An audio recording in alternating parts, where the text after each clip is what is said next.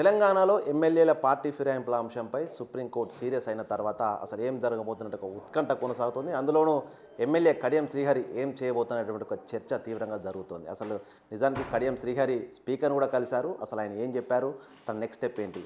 ప్రస్తుతం మనతో station Ganapur MLA Kadiyam Srihari గారు. సార్ నమస్తే.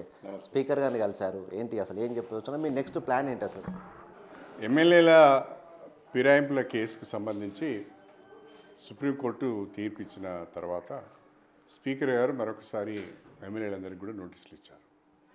నాకు కూడా నోటీస్ ఇచ్చారు. 23 నవంబర్ లోపల మీ వివరణ ఇవ్వాలని అడిగారు. అయితే నిన్నటి రోజున నేను స్పీకర్ గారిని కలిశాను.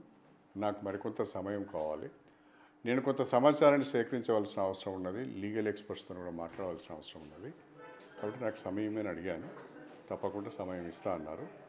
వారు గడువు ఎంత సమయం ఇస్తారో, ఏం గడువు పెడతారో తెలియదు.